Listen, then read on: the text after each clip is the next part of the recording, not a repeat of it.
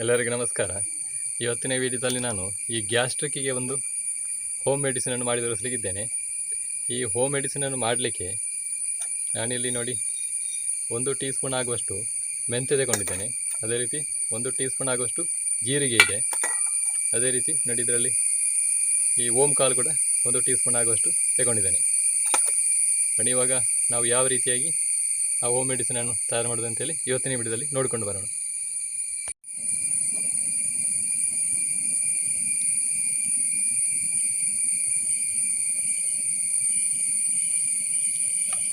ನೋಡಿ ಇವಾಗ ನಾನೊಂದು ಒಲೆಯ ಮೇಲೆ ಒಂದು ಪಾತ್ರೆಯನ್ನು ಇಡ್ತಿದ್ದೇನೆ.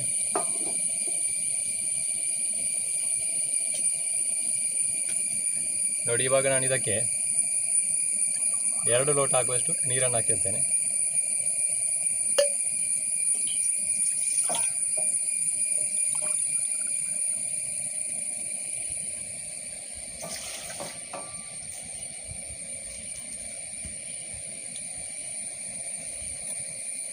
ಇವಾಗ ನಾವು ಇದಕ್ಕೆ ನೋಡಿ ನಾವು ತೆಗೆದುಕೊಂಡಿರುವಂಥ ಮೆಂತ್ಯನ ಹಾಕಿರಬೇಕು.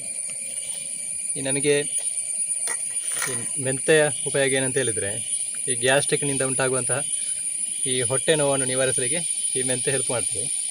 ಇವಾಗ ಮೆಂತ್ಯನ ಇದಕ್ಕೆ ಹಾಕಿಲ್ವ. ಅದೇ ರೀತಿ ಜೀರಿಗೆಯನ್ನು ಕೂಡ ಹಾಕಿರಬೇಕು.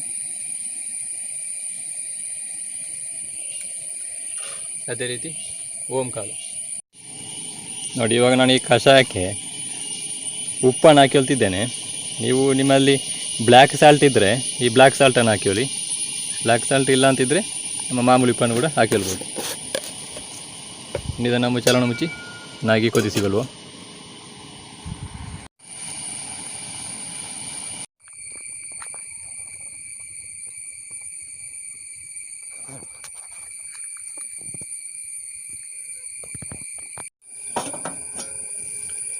ನೋಡಿ ಇವಾಗ ನಮ್ಮ ಕಷಾಯ ಕೊದ್ದಿದ್ದು ತಯಾರಾಗಿದೆ.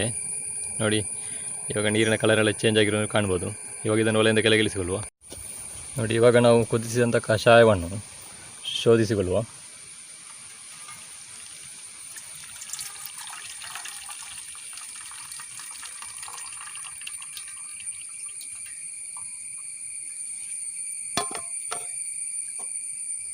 ಇವಾಗ ಶೋಧಿಸಿಕೊಂಡಿರುವಂಥ ಕಷಾಯಕ್ಕೆ ನಾನು 1 ಚಿಟಿಕೆ ಆಗುವಷ್ಟು ಇಂಗಿನ ಪುಡಿಯನ್ನು ಹಾಕಿಳ್ತಿದ್ದೇನೆ.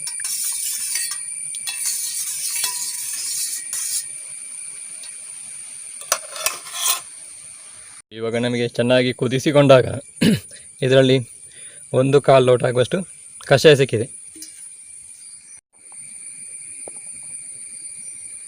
ನೋಡಿ ಇವಾಗ ಈ ಗ್ಯಾಸ್ಟ್ರಿಕ್ ನಿವಾರಣೆಗೆ ನಾವು ತಯಾರಿಸಿದಂಥ ಕಷಾಯ ತಯಾರಾಗಿದೆ. ಈ ಕಷಾಯವನ್ನು ನಾವು ಊಟ ಆದ ಅರ್ಧ ಗಂಟೆ ನಂತರ ಸೇವಿಸಬೇಕು. ಇದನ್ನು ದಿನದಲ್ಲಿ 1 ಬಾರಿ ಸೇವಿಸಿದರೂ ಸಾಕು. ಆದರೆ ನಿಮಗೆ ವಿಪರೀತ ಗ್ಯಾಸ್ಟ್ರಿಕ್ ಸಮಸ್ಯೆ ಇದ್ದರೆ ಇದನ್ನು ದಿನದಲ್ಲಿ 2 ಬಾರಿ ಸೇವಿಸ್ಬೋದು. ಮತ್ತು ನಮಗೆ ಈ ಗ್ಯಾಸ್ಟ್ರಿಕ್ ಆಗಲಿಕ್ಕೆ ಕಾರಣ ನಾವು ಸೇವಿಸುವಂತಹ ಆಹಾರ ಪದ್ಧತಿ ಜೊತೆಗೆ ನಮ್ಮ ಜೀವನ ಶೈಲಿ ಕೂಡ ಈ ಗ್ಯಾಸ್ಟ್ರಿಕ್ಕಿಗೆ ಕಾರಣವಾಗಿರ್ತದೆ. ಈ ವಿಪರೀತವಾದಂತಹ ಈ ಜಂಕ್ ಫುಡ್, ಫಾಸ್ಟ್ ಫುಡ್ ಎಲ್ಲ ತಿನ್ನೋದರಿಂದ ಈ ಗ್ಯಾಸ್ಟ್ರಿಕ್ ಆಗ್ತದೆ. ಹಾಗೆ ನಮ್ಮ ಜೀವನ ಶೈಲಿ ಕೂಡ ಗ್ಯಾಸ್ಟ್ರಿಕ್ಕಿಗೆ ಕಾರಣ. ಅದೇ ರೀತಿ ನಾವು ಬರೀ ಈ ಹೋಮ್ ಮೆಡಿಸಿನ್ ಮಾಡೋದರಿಂದ ಮಾತ್ರ ಈ ಗ್ಯಾಸ್ಟ್ರಿಕ್ ನಿವಾರಣೆ ಆಗೋದಿಲ್ಲ. ಇದರ ಜೊತೆಗೆ ನಾವು ಈ ಆಹಾರ ಪದ್ಧತಿಯಲ್ಲಿ ಕೂಡ ಸುಧಾರಣೆಯನ್ನು ಮಾಡಿಕೊಳ್ಳಬೇಕು. ಅದೇ ರೀತಿ ನಮ್ಮ ಜೀವನ ಶೈಲಿಯಲ್ಲಿ ಕೂಡ ಬದಲಾವಣೆ ಮಾಡಿಕೊಳ್ಳೋದು ಅಷ್ಟೇ ಅವಶ್ಯಕ.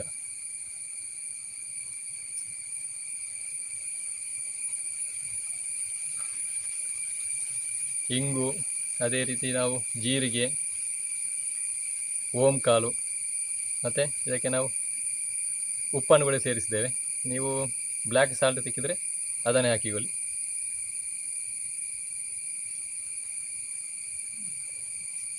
ಗ್ಯಾಸ್ಟ್ರಿಕ್ಕಿಗೆ ಇದೊಂದು ಬೆಸ್ಟ್ ಆಗಿರುವಂಥ ಒಂದು ಹೋಮ್ ಮೆಡಿಸಿನ್ ಅಂತ ಹೇಳ್ಬೋದು.